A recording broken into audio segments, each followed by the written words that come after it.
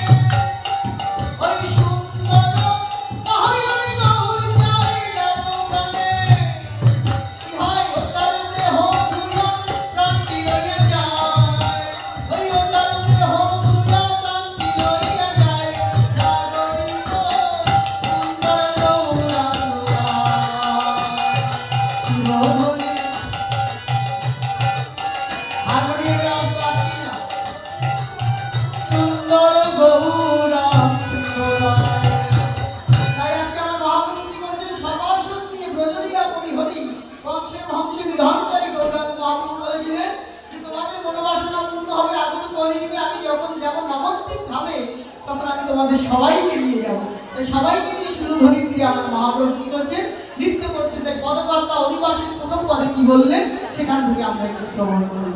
জয় জয় রাধা কৃষ্ণ প্রেমানন্দে হরি হরি।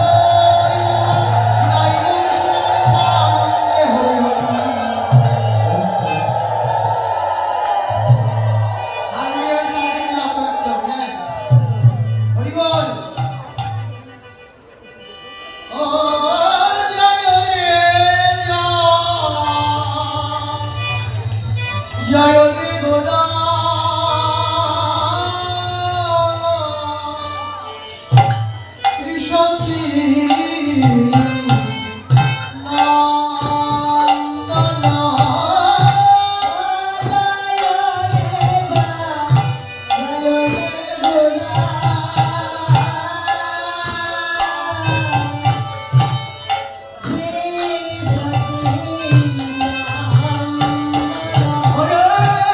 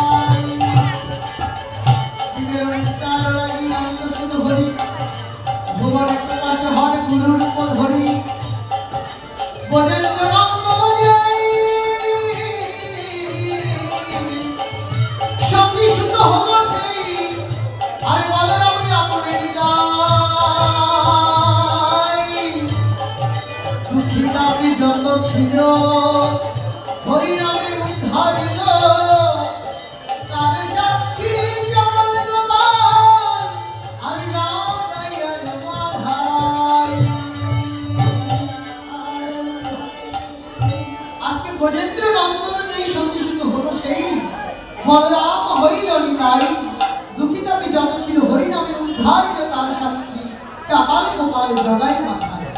এখানে পদকর্তা কি বলেছেন? অধিবাস কীর্তন, সমস্ত কীর্তনের পূর্বে আগে অধিবাস ভগবানকে সংস্থাপন। এই বিষয়টা যদি আমরা সুন্দরভাবে, যদি ভিত্তি প্রস্তরটা যদি আমাদের মজবুত হয়, তবে প্রত্যেক কীর্তন শ্রবণও আমাদের সার্থক হবে। তাই প্রথম পদে কি বলেছেন? জয় রে গোলা শ্রী শচী নন্দন। জগন্নাথ মিশ্রের নন্দন কিন্তু নয়, কি বলেছেন? শ্রী শচী নন্দন। মঙ্গল নটন সুঠা। জয় রে কেন দুবার করে জয় কেন দিল? এখানেও তো প্রশ্ন হতে পারে যে জয়টা একবার দিলেই হতো, কিন্তু সেখানে কেন বললেন জয় রে গোরা?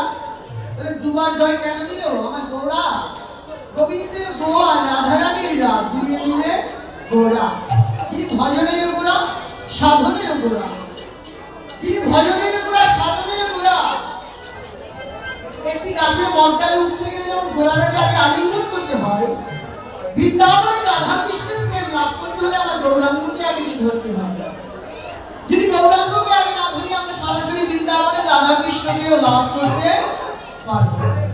তাই বলে জয় রে গোরা। এক জয় হচ্ছে ভগবান শ্রীকৃষ্ণের জয়, আরেকটি জয় হচ্ছে রাধা রানীর জয়। এই দুই জয় মিলে কি হলো? জয় রে গোরা শ্রী শচীনন্দন। শচীনন্দন কেন হলো? তিনি তো মিশ্র নন্দন। তৎকালীন সময় বলুন বা বর্তমান সময় বলুন, পিতৃতান্ত্রিক সমাজে কিন্তু আমাদের পিতার পরিচয়ই বড় হই আমরা, হই না? কিন্তু এখানে মহাপ্রভুকে শচীনন্দন কেন বলা হলো? মহাপ্রভুকে কেন শচীনন্দন বলা হয়? বলেন মহাপ্রভু শচীনন্দন কেন হলেন? তিনি শচীনন্দন নাম জগতের মাঝে প্রকাশ করলেন কেন? তিনি যদি মিশ্র নন্দন হতেন, তাহলে ভক্তগণকে দিয়ে তিনি ধুলায় গড়ে করে দিতে পারতেন না, ব্রাহ্মণ চণ্ডালকে একত্রিত করে আলিঙ্গন দিতে পারতেন না যদি তিনি মিশ্র নন্দন হতেন।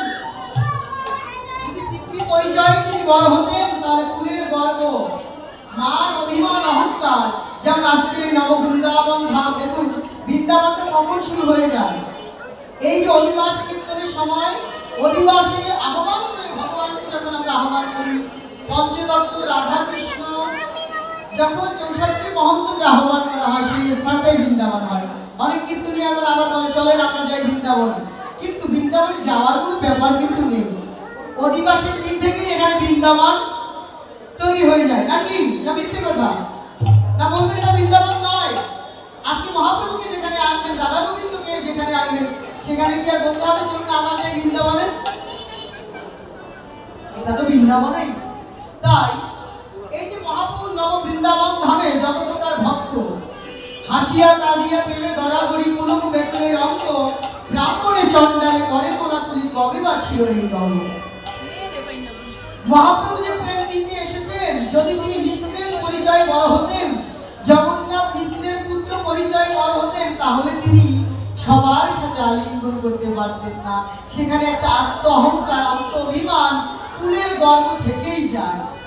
তাই মহাপ্রভু জানালেন যে আমি যদি আমার পিতৃ পরিচয় দেই জগতের মাঝে, তাহলে আমি আর সবার সাথে মিশতে পারবো না। কিন্তু শচীর নন্দন যদি বলি, সবাই যদি আমাকে শচীর নন্দন নামে পরিচিত হয় বা জানে, তাহলে আমি কি করবো? আমি সবার সাথেই মিশতে পারবো। তাই মহাপ্রভু কি করেছেন? সবার সাথে শচীর নন্দন হয়ে মিশেছে। এই যে মহাপ্রভুর নাম যে শচীর নন্দন, এই শচীর নন্দন নামটা কে দিয়েছেন? কে তাকে শচীর নন্দন নামে ডেকেছিলেন? শচীর নন্দন নামে ডেকেছিলেন সার্বভৌম ভট্টাচার্য। পুরী ধামে 24 বৎসরের যে শেষ মাঘ মাস, তাহার শুক্ল পক্ষে গৌরাঙ্গ মহাপ্রভু করিলেন সন্ন্যাস। সন্ন্যাস নেওয়ার পর তিনি যখন পুরী ধামে গেলেন, পুরী ধামে তৎকালীন পণ্ডিত ছিলেন সার্বভৌম ভট্টাচার্য।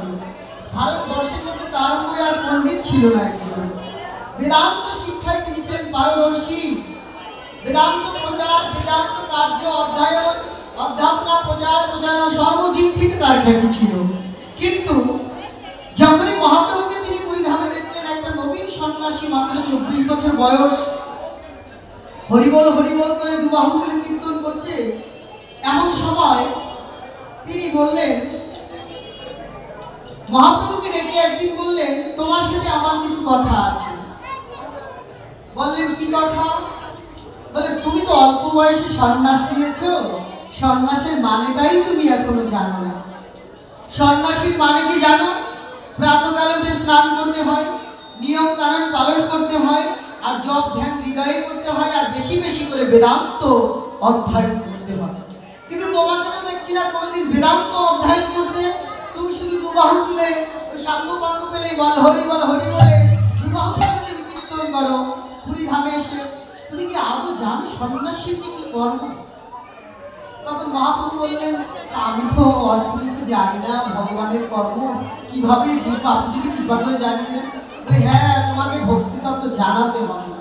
এর আগে তোমাকে চাই সন্ন্যাসীর ভাব দেওয়ার আগে তোমার চাই বেদান্ত অধ্যয়ন। অল্প বয়সে সন্ন্যাস নিয়েছে তো, তাই তুমি বেদান্তটা ঠিকভাবে অধ্যয়ন করো। তুমি আমার কাছে আসলে 7 দিন তোমাকে আমি বেদান্ত শ্রবণ করাবো। 7 দিন তুমি বেদান্ত শ্রবণ করলে তুমি প্রকৃত সন্ন্যাসীর তত্ত্ব কর্ম সম্পর্কে, তুমি ঈশ্বর তত্ত্ব সম্পর্কে তুমি জানতে পারবে। তখন কি করলেন? মহাপ্রভু সার্বভৌম ভট্টাচার্যের কাছে গিয়ে বেদান্ত শ্রবণ করছে। 7 দিন এক ধ্যানে বসে বসে শ্রবণ করছে, কোনো কথা বলছে না। মহারাজ পরীক্ষিত যখন এই ভাগবত যখন আসলো, তার আগে মহাদেব যখন পার্বতীকে ভাগবতীর কথা শ্রবণ করাচ্ছিলেন, পার্বতী যখন ঘুমিয়ে পড়েছিল, তখন সুপাঠি কি করেছিল? বলেছিল না, সাড়া দিয়েছিল। কিন্তু গৌরাঙ্গ মহাপ্রভু আজকে বেদান্তের কথা শ্রবণ করছে, কিন্তু একটাও কিছুই বলছে না। তো 7 দিন পর্যন্ত বেদান্ত অধ্যয়ন করে চুপ করে বসে আছে। তো সার্বভৌম ভট্টাচার্য বলছে, ব্যাপার কি? আমি যে 7 দিন যাবত তোমাকে বেদান্ত শ্রবণ করালাম, তুমি কি আমার বেদান্তের কিছুই বুঝতে পারোনি? বলে, আমি যে তত্ত্ব তোমাকে জানালাম সে তত্ত্বটা তুমি বুঝতে পারনি। বললেন, আপনি 7 দিন যাবত যে তত্ত্ব আমাকে জানিয়েছেন, সেই বেদান্তের জ্ঞান, বেদান্তের পাণ্ডিত্য আমি নবদ্বীপে সুরধরি গঙ্গার জলে কবেই বিসর্জন দিয়ে এসেছি। একমাত্র ভক্তি তত্ত্ব সার এই জেনেই তো আমি সন্ন্যাস নিয়েছি। প্রেম তত্ত্বই সার, জগৎকে জানানোর জন্য। বললেন, আপনি যে বেদান্তের যে ব্যাখ্যা দিয়েছেন যে ঈশ্বর যেই তত্ত্ব, জীব সেই তত্ত্ব, ঈশ্বর আর জীব অভেদ, আপনি দিয়েছেন অভেদ তত্ত্ব। কিন্তু আপনার কথা না হয় আমি মানলাম, ভগবান আর জীব এক হয় কি করে? ভগবান হচ্ছেন সিন্ধু আর জীব হচ্ছেন বিন্দু। ভগবান হচ্ছেন সিন্ধু মানে সাগর, আর জীব হচ্ছে আমরা এক বিন্দু। আচ্ছা, সমুদ্রের জলের মধ্যে যদি একটি মাছকে ছেড়ে দেওয়া হয়, সেই মাছটা যেভাবে হাঁটাচলা করবে, খেলাধুলা করবে, বাঁচতে পারবে। একটা বালতির মধ্যে যদি সেই সমুদ্রের জল আমরা নিয়ে আসি, সেই বালতির মধ্যে যদি মাছটাকে রাখা হয়, সেভাবে কি মাছটা বেঁচে থাকতে পারবে? জল কিন্তু সমুদ্রেরই জল, কিন্তু সমুদ্র তো আর নয়। সে কথাই মহাপ্রভু সার্বভৌম ভট্টাচার্যকে জানালেন, দেখুন, ভগবান হচ্ছেন সিন্ধু সাগর, আর আমরা তার বালতির জলের মধ্যে সাগরের জল আনলে সেটা সাগর হয়ে যায় না, সেই জল হচ্ছে বিন্দু। গোবিন্দ হচ্ছেন বৃহত্তম, আমরা হচ্ছি ক্ষুদ্রতম, আর বৃহত্তমের কাজ হচ্ছে ক্ষুদ্রতমের কাজ হচ্ছে বৃহত্তমের সেবা করা। জীব মাত্রই হচ্ছে কি নিত্য কৃষ্ণ দাস, গোবিন্দের দাসত্ব করাই হচ্ছে জীবের কর্ম। তখন সার্বভৌম ভট্টাচার্য চুপ করে বসে আছে। এমন সময় রাত্রিবেলা মহাপ্রভু তাকে সরভুজ দর্শন করালেন স্বপ্নের মধ্যে। দেখো দেখো, আমি যে রাম, আমি সেই কৃষ্ণ, আমি সেই গৌরাঙ্গ, তুমি মনে মনে দর্শন করো। তুমি আমাকে বেদান্ত দিয়ে আমাকে পরাজিত করবে ভেবেছি? আমি তো বেদান্তের জ্ঞান সুরধরি গঙ্গার জলে কবেই ভাসি দিয়ে এসেছি। প্রেম প্রচার করো, প্রেমের সাগরে ডুবে থাকো, তবেই তো গোবিন্দকে ঈশ্বরকে লাভ করতে পারবে। বলে, গোবিন্দের সাথে ভক্তের সাথে ভেদও আছে, অভেদও আছে। তুমি যে বেদান্তের অভেদ তত্ত্ব জানালে, তুমি যে বেদান্তের অভেদ তত্ত্বের কথা বলছো, ভগবানের সাথে জীবের ভেদও আছে, অভেদও আছে, এটা আবার কেমন কথা? বলে, যখন আমরা জীব মায়াবদ্ধ থাকি তখন গোবিন্দের সাথে আমাদের অভেদ, আর যখন আমরা গোবিন্দের নাম করতে করতে, বলে নাম আর নামই একত্রিত হয়ে যায়, নাম নামই এক হয়ে যায়, তখন গোবিন্দের সাথে জীব দেহে নিত্যানন্দের বাস, সেই দেহটা গোবিন্দের সাথে সমসমান হয়ে যায়। তাই বললেন কি, গোবিন্দ আর জীব, ভগবান আর জীব এক হয় ভাবে, প্রেমে, ভক্তিতে, কিন্তু আগেই নয়। তাই মহাপ্রভু জানালেন ভেদও আছে, অভেদও আছে। তাই তিনি প্রচার করলেন অচিন্ত ভেদাভেদ মতবাদ।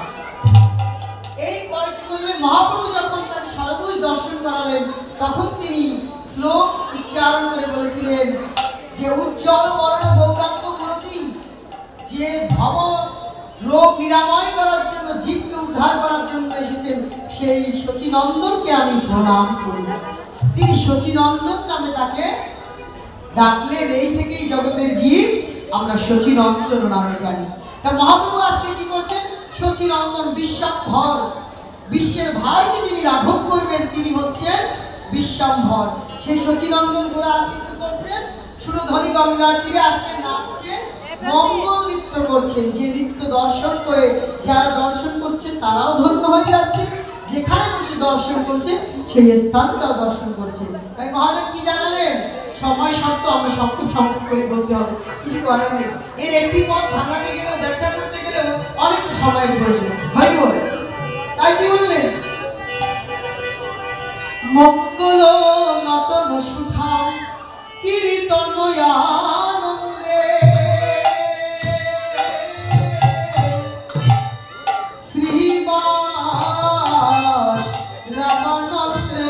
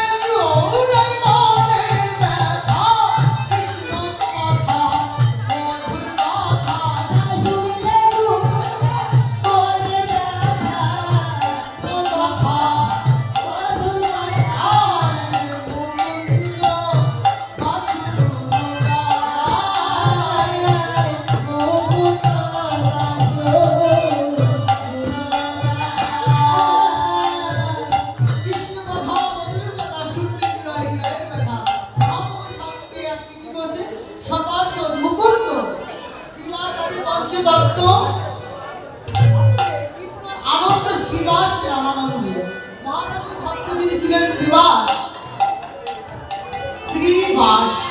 শ্রীবাস অন্তরে মহাপ্রভু কি করতেন? অন্তরঙ্গ ভক্ত নিয়ে প্রভু রস কীর্তন করতেন, আর সুরধনী গঙ্গার তীরে তিনি বহিরঙ্গ ভক্ত নিয়ে নাম সংকীর্তন করতেন।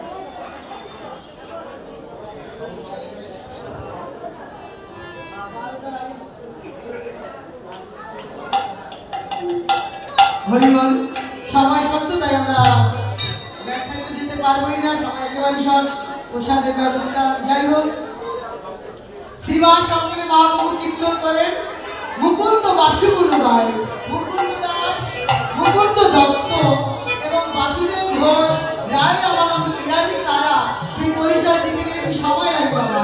এই শ্রীবাসীকে, রায় রামানন্দকে, বাসু ঘোষকে, তারপরে মুকুন্দ দাস একজন, মুকুন্দ দত্ত একজন, দুজন মহাপ্রভুর পাশে অধিবাস কীর্তনের সময় লাগে। যেখানেই দেখবেন অধিবাস হয় একবার 12টার পার হয়ে যায়, প্লাস হয়, মাইনাস হয় না। এখন আপনারা চাইছেন 10:30টার মধ্যে তাড়াতাড়ি বিশ্রামে চলে যেতে, তাও তো আর ওইরকম ভাবে ব্যাখ্যায় প্রবেশ করা যায় না, তাই ওইভাবেই আমরা পদে শুরু দিয়ে যাই। তো মুকুন্দ বাসুদেব ঘোষ গায়, তো শ্রীবাস রামানন্দে, মুকুন্দ আনন্দে, মুকুন্দ বাসুগুরু গায়। যে হরিনাম সংকীর্তন মহাপ্রভু গাইছেন তার সাথে শ্রীবাস গাইছেন, রামানন্দ গাইছেন। বৃন্দাবনে 3.5 জন জয় রাধে। দেখুন, আমি প্রথমেই বলেছিলাম বহিরঙ্গ ভক্ত নিয়ে প্রভু করে নাম সংকীর্তন, আর অন্তরঙ্গ ভক্ত নিয়ে করে প্রেম আস্বাদন। গোবিন্দের কথা সবাই শুনবেও না, এটা নিয়ে আফসোস করা যাবে না। মহাপ্রভু যখন কথা বলতেন কৃষ্ণ কথা, তার সাথে মাত্র 5-6 জন, 4 জন, 3 জন ভাবতেন। এখন যে হাজার হাজার পাবে, আশা করি কিভাবে জয় রাধে, যে কয়জন আছে 5 জন মধ্যে রাখতে হবে। হরি বল। তাই কি করছেন মহাপ্রভু? ওই অন্তরঙ্গ ভক্ত নিয়ে গুণগান করছেন। আর কি করছেন? দ্রাম দ্রাম দিবি দিবি বাজত মহারল, দ্রাম দ্রাম দিবি দিবি বাজত মহারল, দ্রাম দ্রাম দিবি দিবি মহারল, দ্রাম দ্রাম দিবি দিবি বাজত মহারল। মধুর মন্দির রসা, মধুর মন্দির রসা, মধুর মন্দির রসা, মধুর মন্দির রসা।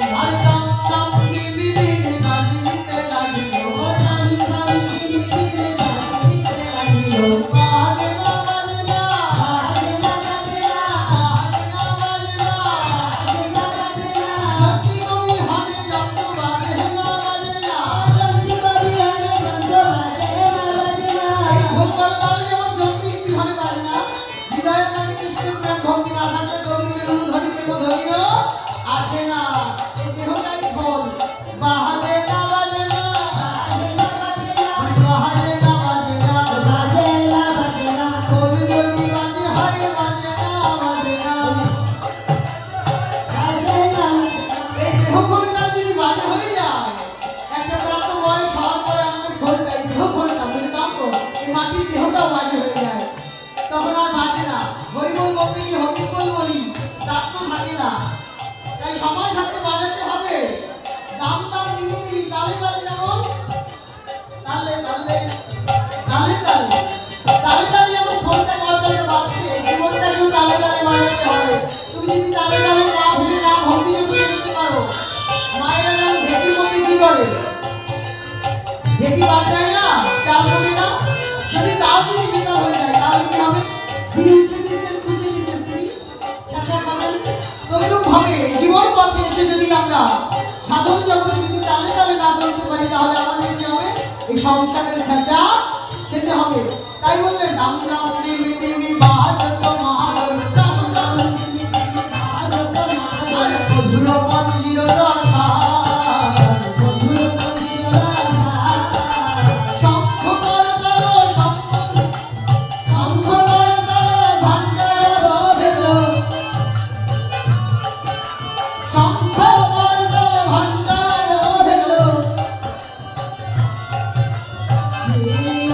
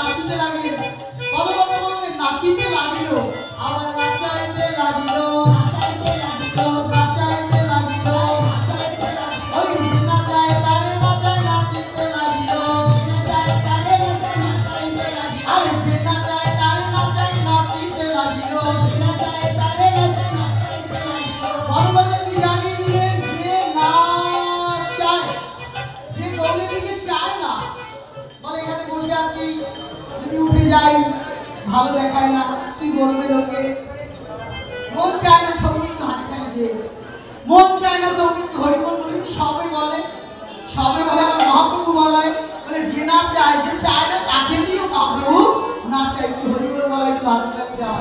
তাই বলেন যে না চায় তারে না চায় নাচিতে লাগিল, যে না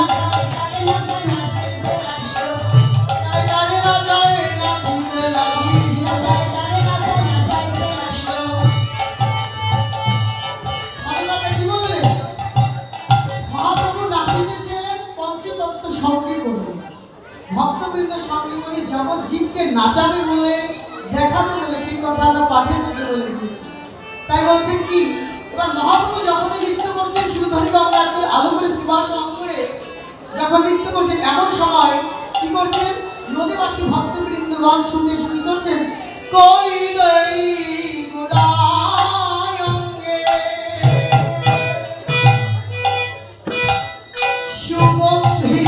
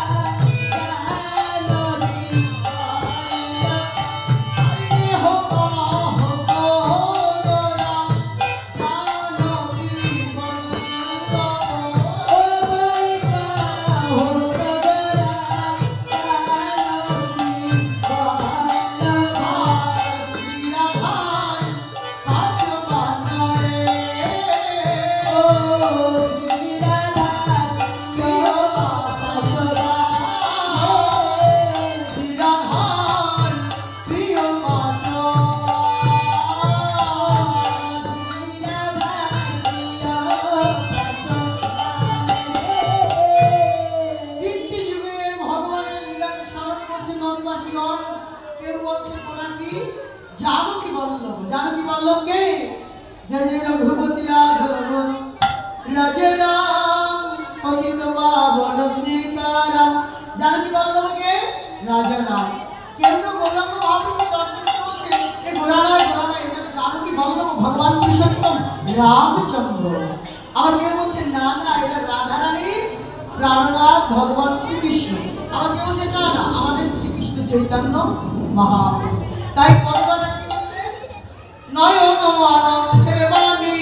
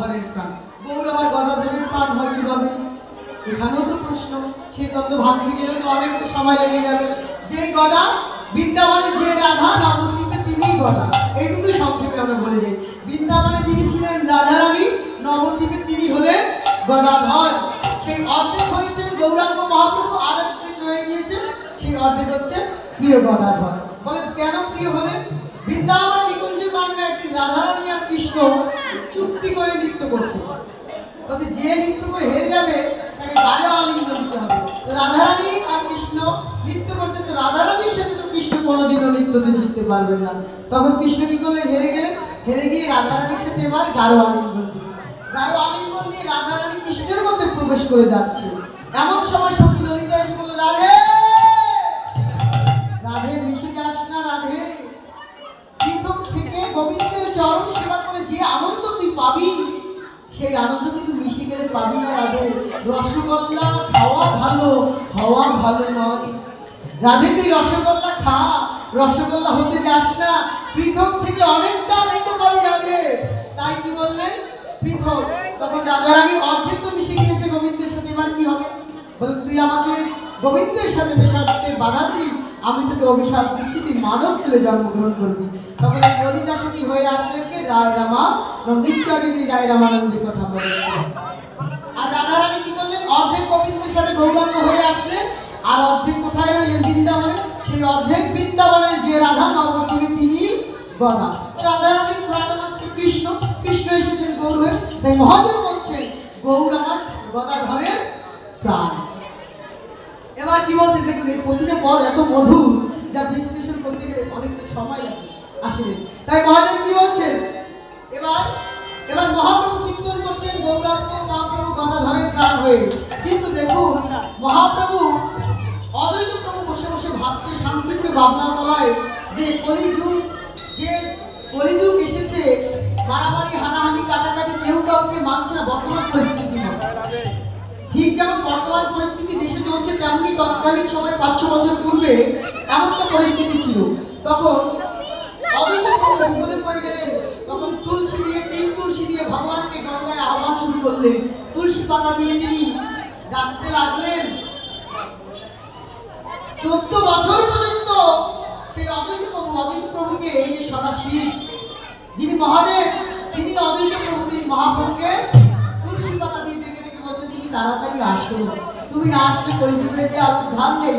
তো মহাপ্রভু কি করলেন, অদ্বৈতের হুঙ্কারে তিনি এসেছেন এই ধরাধামে।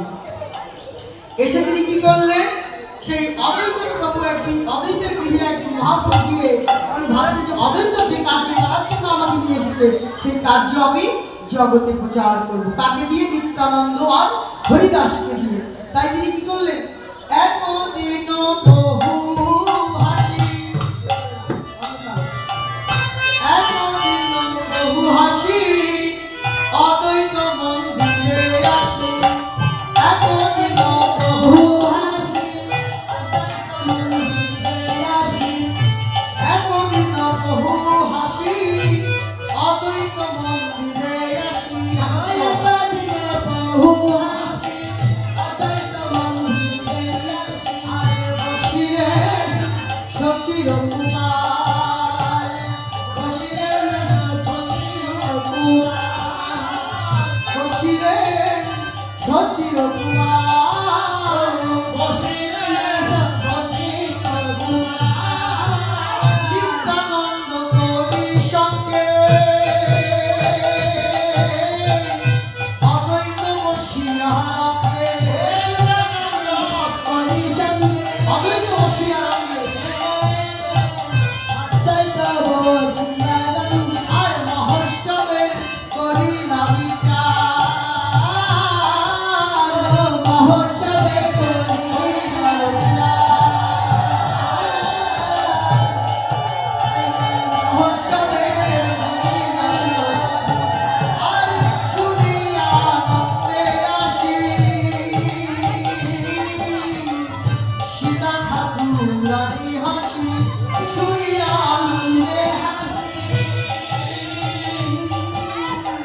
সীতা ঠাকুরানী হাসি, কহিলেন মধুর বচন, কহিলেন মধুর বচন,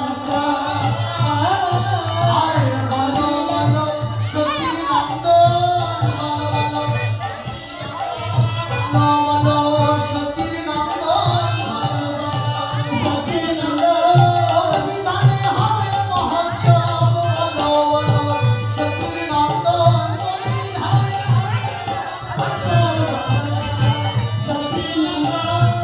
শুনিয়া আনন্দ মনে মহোৎসবের বিধানে, শুনিয়া আনন্দ মনে মহোৎসবের বিধানে, আল্লাহ শুনিয়া আনন্দ মনে মহোৎসবের বিধানে, শুনিয়া আনন্দ মনে মহোৎসবের বিধানে, আর কহে কিছু সচির নন্দন, কহে কিছু সচির নন্দন, কহে কিছু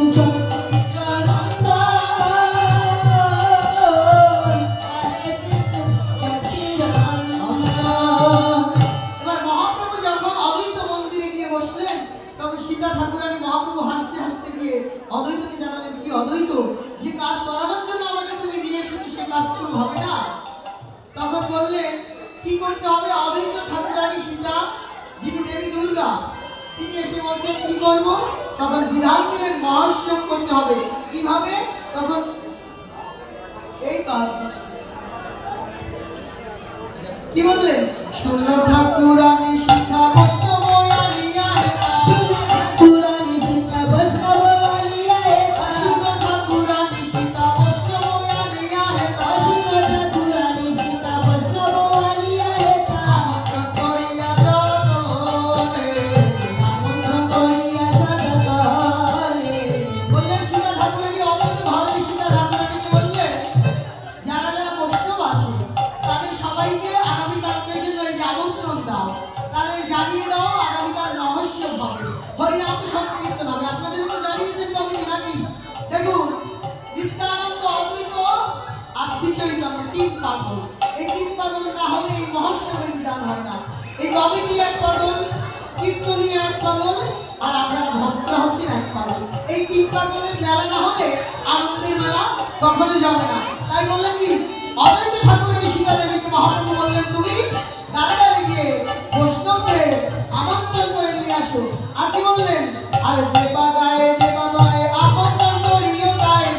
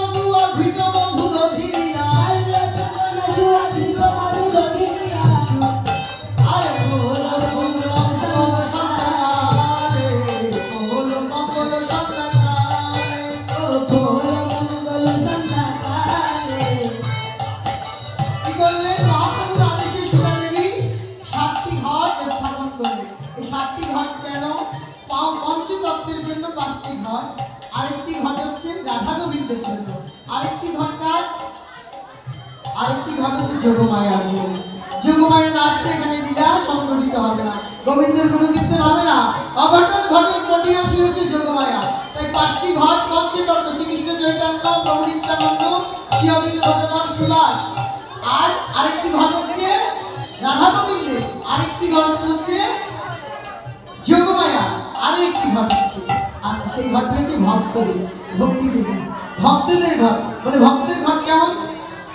বললে আকাশের শোভা চন্দ্র যেমন, চাঁদের শোভা তারা, ব্রজের শোভা রাধা কৃষ্ণ, মদের শোভা গোরা, জলের শোভা পদ্ম যেমন, পদ্মের শোভা অলি, আর নাম কীর্তনের আসরের সঙ্গের শোভা আপনাদের মতো গৌর ভক্ত মণ্ডলীর দায়িত্ব। যদি নাম কীর্তনের আসরে যদি ভক্ত মণ্ডলী রাধাকে শোভা পায়, তাই আরেকটি ঘট হচ্ছে ভক্তদের জন্য। তাই বললেন কি শুনিয়া প্রভুর কথা বিধে বিধি বলিল যথা, শুনিয়া প্রভুর কথা বিধে বিধি বলিল যথা, নানাই উপহার গন্ধ ভাসে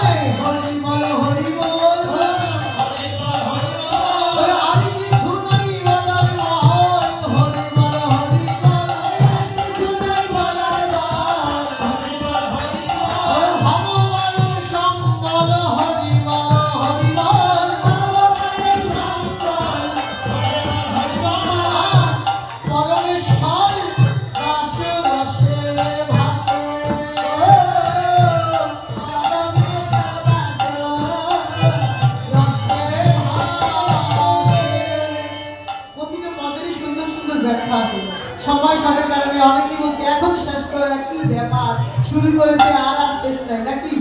এখনই আমরা বিশ্রামে চলে যাবো 5 মিনিটের মধ্যে। একটু জয় রাধে। তাই কি বলছে পদকর্তা?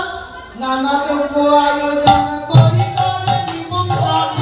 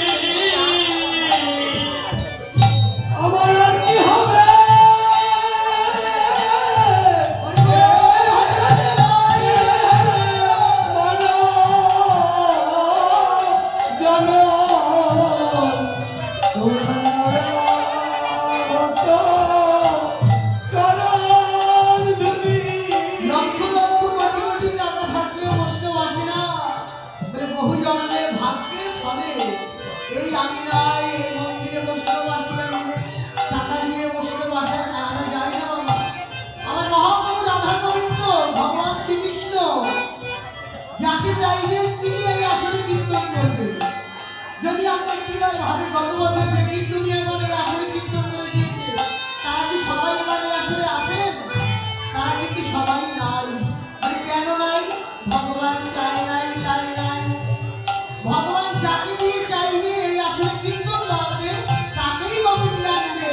আর কমিটি কিভাবে? কমিটি কি কোনো সামর্থ্য আছে আনার? মহাপ্রভুই আনাবে। তাই বলেছেন অনেকে ভাবতে ভয় বসলো বসে গোবিন্দ চাই তুমি এখানে বসে কীর্তন করো, তুমি এখানে বসে কীর্তন শ্রবণ করো। সবই তো তারই ইচ্ছা। তিনি যখন চাইবে তাই হবে। যাকে আসলে চাইবে সেই এই আসলে সে কীর্তন করবে। তাই এইটুকুই আমরা বুঝতে চাই না। আমরা মনে করি আমি করি না, আমি কিছু করছি না। সমস্ত অনুষ্ঠানের একটি বিষয়বস্তু ভগবানের চরণে। হে ভগবান, আমি জেনেও কিছু জানি না, বুঝেও কিছু পারি না, তবু আবার করি। এই যে সাধুগুরু বৈষ্ণব যারা আসবে তাদের সেবা দিতে কত প্রকার ভুল ত্রুটি হবে। সকলে ভাগ্যবান সন্তানদের ক্ষমা দিবেন এবং তাদের জন্য আশীর্বাদ করবেন। তারা যেন এমনিভাবে আপনাদের মতো বৈষ্ণবের সেবা দিতে পারেন। তাই গৌর হরি বল। শ্রীকৃষ্ণের লীলাগান করিবেন আস্বাদন। শ্রীকৃষ্ণের লীলাগান করিবেন আস্বাদন। পুরিবে সদা তরয়ইয়া, পুরিবে সদা মনোহরিয়া। আগামীকাল থেকে হরিনাম সংকীর্তন হবে। মহাদেব জানিয়ে দিচ্ছেন যদি কোনো বড় শ্রবণ করো সকলের মনোবাসনা অবিলাস পূর্ণ হবে। তাই কি বলছে? আর শ্রীকৃষ্ণ জয়ী কর্ণচন্দ্র সকল ভগত বৃন্দ।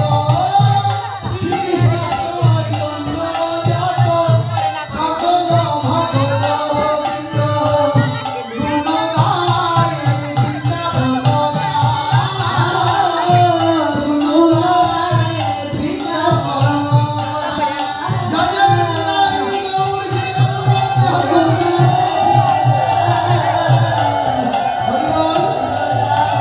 তাই গোবিন্দের গুণগান করছে। কলা, পান, সুপারি, ফুলমালা দিয়ে এবার গুণগান করছেন, আনন্দ কীর্তন করছেন হরিনাম সংকীর্তনে। আমরা একটু হরিনাম সংকীর্তনে মহাপ্রভু যেভাবে নৃত্য করেছেন আমরা একটু নৃত্য করে আমরা প্রসাদ পেতে যাবো। সবাই জয় রাধে। তার পূর্বে ভাগবতীর কথা এবং অধিবাস কীর্তন শ্রবণ করলে দক্ষিণা দিতে হয়। আমাদের পক্ষ থেকে লোক যাচ্ছে, আপনারা সবাই দক্ষিণা দিবেন। হরিবল। প্রভু আপনি আপনি এই যে রিটার্ন প্রভু আপনি মাইক্রোফোনটা ধরেন, আপনি যান, যে যা ভক্তরা পারে দক্ষিণা হরে রাখবেন। কৃষ্ণ হরে কৃষ্ণ কৃষ্ণ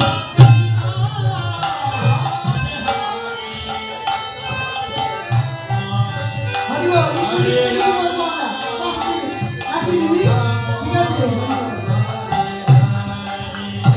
হরে কৃষ্ণ হরে কৃষ্ণ কৃষ্ণ কৃষ্ণ হরে হরে, হরে রাম হরে রাম রাম রাম হরে হরে।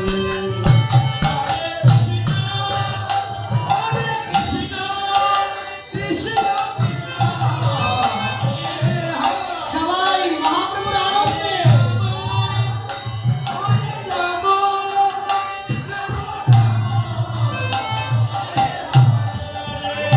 হরে কৃষ্ণ হরে কৃষ্ণ কৃষ্ণ কৃষ্ণ হরে হরে, হরে রাম হরে রাম রাম রাম হরে হরে। হরে কৃষ্ণ হরে কৃষ্ণ কৃষ্ণ কৃষ্ণ হরে রাম হরে রাম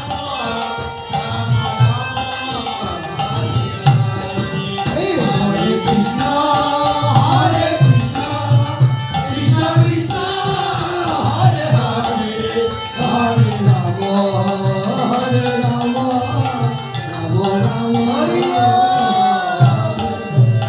আমরা একটু নৃত্য করি। হরি বল। মহাপ্রভু যেভাবে আজকে নৃত্য করছেন শিবা শঙ্করে। ও রাধে ও রাধে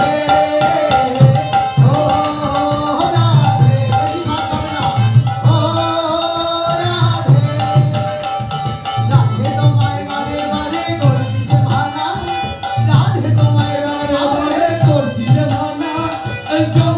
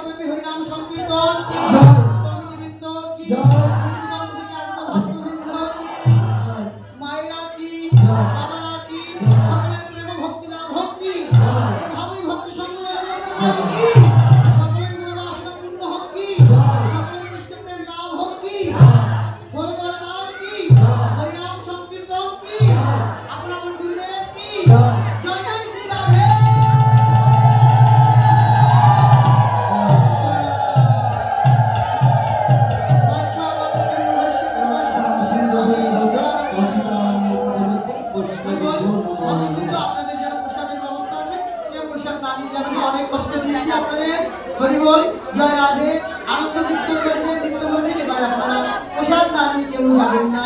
এই তিনপাড়া দেখবেন যে আমার দিদি ভাইরা একেবারে বৃন্দাবন কালীগড়ি তাদের মধ্যে সুনির্মল বিশুদ্ধ ভাব যেভাবে আপ্লুত হয়ে যাদের চলায় স্মরণে আমরা মাঝে মাঝে এই মন্দিরের অনুষ্ঠানে আসি। হরিবল সকলের জয় হোক, তাই হরিবল কমিটি বৃন্দের জয় হোক, হরিবল জয় রাধে।